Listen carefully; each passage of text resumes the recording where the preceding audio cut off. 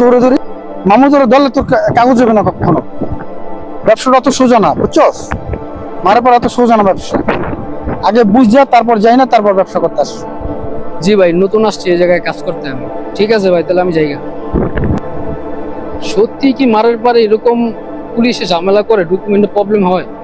তাহলে তো মারের পারে কোনো কিছু করা যাবে না। পুরানো যারা আছে তারা তো বললো, দেখি এই কাজ মনে হইব না আমার দিয়ে। দেখ রে ছোট, পুরাতন আর নতুনদের সাথে কি ব্যবহার করে। আইলা চল সামনে যাই।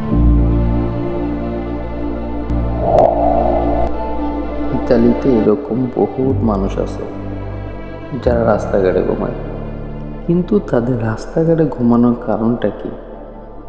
কিছুটা পরিবারের চাপের কারণে, কিছুটা মাদকাসক্ত হয়ে যাওয়ার কারণে, আবার কিছুটা কি আমাদের কিছু পুরানো বাঙালিদের হেল্প না পাওয়ার কারণে, কাজ না পাওয়ার কারণে।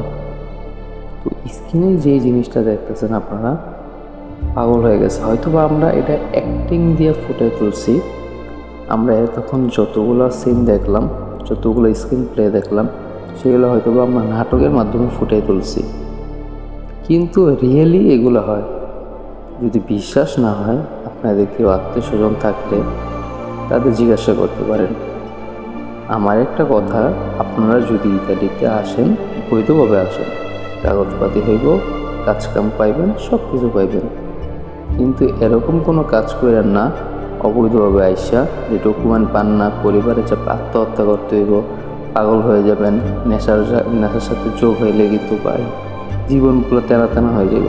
যদি কোনো নেশা থাকে দেশের থেকে ছেড়ে আসতে পারেন।